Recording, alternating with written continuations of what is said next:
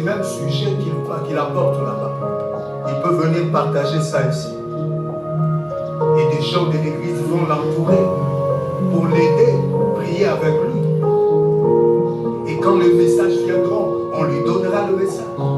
Tout en étant posé, en se disant, Dieu peut prendre un peu plus de temps. Ça peut traîner ou ça ne peut pas traîner, mais dans tout temps, si ça traîne, c'est que Dieu veut que j'apprenne au travers de la patience. Les gens ne veulent pas s'asseoir. Les gens préfèrent des gens de loin, de nouvelles personnes qui viennent de très loin pour aller leur dire, voilà ce que je traverse dans ma famille. Voilà ce que je vis dans ma vie. Voilà des choses qui ne marchent pas. J'ai besoin d'une prière. Mais jamais il ne l'a dit ici à l'église. Jamais il est venu voir les Maccabées. Il est venu voir les intercesseurs pour dire, voilà mon problème. J'ai besoin d'une équipe pour prier avec moi. J'ai besoin. Jamais. Il se donne lui-même raison. Que là-bas on ne prie pas pour les gens, alors qu'il n'a jamais dit son problème. Et c'est ça le chrétien d'aujourd'hui. Il est dans cette prière qu'on fait à Makengenge. Il est encore dans cette prière qui s'est fait à Lusizila. Il est encore dans cette prière qui s'est fait à l'intendance. Il est encore dans cette prière qui s'est fait dans l'autre maison là-bas. Il est encore dans cette prière qui s'est fait de l'autre côté là-bas. Pourvu qu'on lui dise non, celui-là quand il conduit, quand il prie, quand il déclare, c'est fini. Il perd le contrôle. Il refuse de s'asseoir là où Dieu l'a placé, là où Dieu l'a fait asseoir, pour qu'il apprenne, qu'il grandisse, afin que lui aussi prenne en charge d'autres et comprendre que Dieu bénit par l'œuvre, Dieu bénit par le travail, Dieu ne bénit pas parce qu'on a prié, Dieu bénit par rapport à la bénédiction qu'on a mis à la disposition des autres. La Bible dit, et on vous mesurera avec la mesure que vous vous êtes servi pour mesurer les autres. On avait un frère ici. Chaque fois qu'il y avait un deuil, le matin, on a dit, écoutez, tel a un problème, il a perdu quelqu'un. Lui ne partait jamais. Il n'allait jamais voir ses frères. Il n'appelait pas, ce n'était pas son problème. Et je regrette quand je le dis parce que c'est la plupart d'entre nous qui sont comme ça. La plupart d'entre nous ne sont pas intéressés du malheur qui frappe l'autre. On peut passer ici, on dit tel est malade, tel a perdu tel, ceci, cela, dans tel. Vous savez, quand je donne ces genres de communiqués, après je pose la question à la personne concernée. Qui t'a appelé? Qui est venu te voir? Il te dira non, personne. Il te dira une personne m'avait écrit, une autre personne m'avait ceci ou cela. Ces frères-là étaient comme ça, comme vous êtes, mais c'est une mauvaise manière d'être. Nous ne pouvons pas être une église sans que nous devenions une famille qui se supporte mutuellement. Le fait d'avoir de bien-aimés qui souffrent au milieu de nous, que tu ne connais même pas, que tu n'appelles pas, quand ils traversent des moments difficiles, montre que tu n'es pas d'un même cœur avec tout le monde. Alléluia. Le fait d'être aux côtés de quelqu'un chaque dimanche, dont tu ignores le nom, est révélateur que ton cœur n'est pas ici. Tu ne peux pas prier avec quelqu'un, tu ne connais pas son nom. Un jour, j'étais fâché contre deux personnes ici. Je leur pose la question, tel, vous l'avez appelé? Oh non, on n'a pas son numéro. Je dis, mais c'est pas possible. Ça fait combien de temps que la personne est ici? Vous n'avez pas son numéro. C'est pas normal que je vous acclame. Vous n'avez pas le numéro. Et vous faites comment? Et c'est ce que beaucoup d'entre nous sont.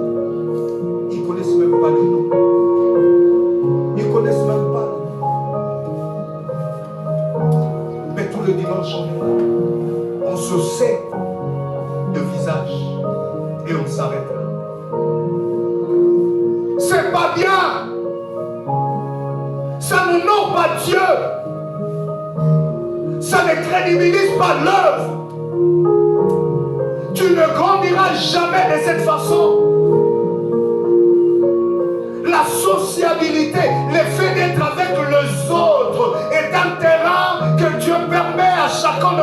grandir. Le terrain qui te permet d'appliquer ce que tu entends, ce que tu lis de la Bible, c'est le terrain de la croissance. L'autre, le prochain, le voisin, celui avec qui l'on prie tous les dimanches, celui avec qui nous faisons partie de l'église, c'est sur lui que Dieu te permet de mettre en pratique les choses que tu entends. Que de gens, quand ils sortent d'ici, ils sortent de sa tête tout ce qui est église. Ils sortent de... Vous ne le verrez pas écrire dans le groupe WhatsApp de l'église. Vous ne le verrez pas saluer les gens. Vous ne le verrez pas écrire même en privé.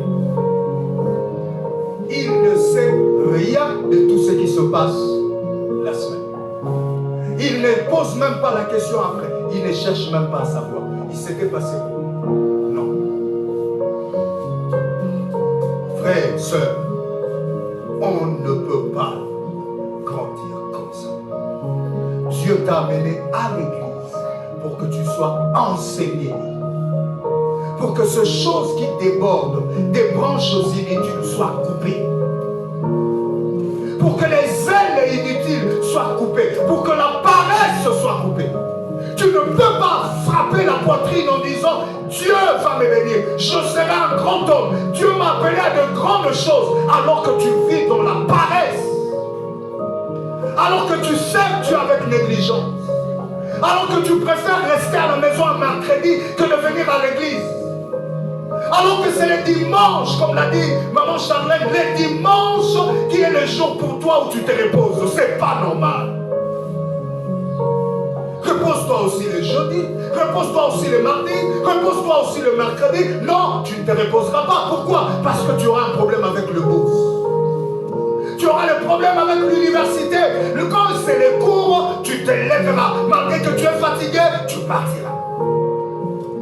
Quand c'est le travail, tu te lèveras. Malgré que tu es fatigué, tu partiras. Mais quand ça arrive les dimanches, c'est le jour où tu dis bon, le boss du dimanche n'est pas assez sérieux. Le boss du dimanche ne me fera rien. Je veux me reposer les dimanches.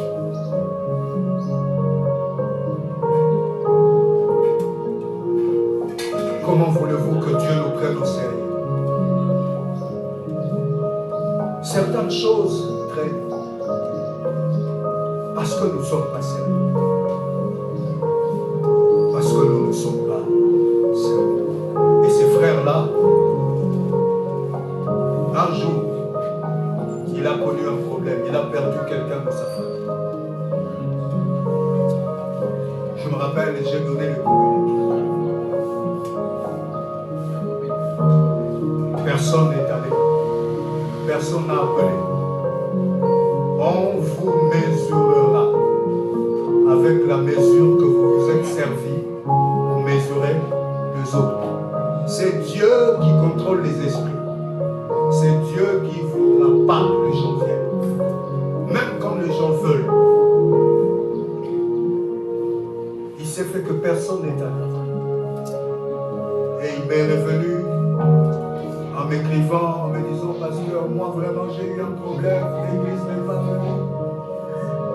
Les gens de ma famille m'ont dit, mais d'ailleurs l'église où tu vas prier, personne n'est venu, c'est quoi ça?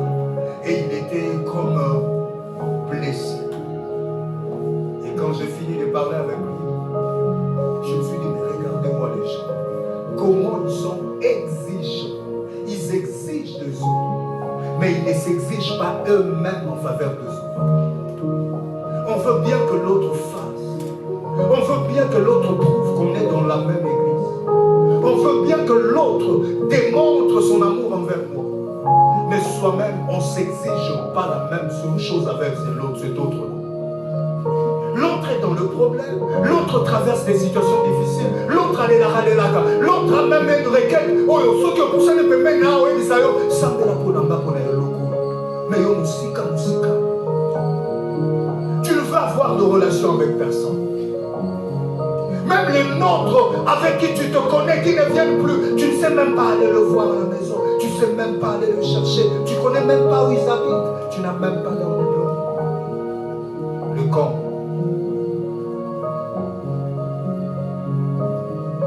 Dieu permettra toujours.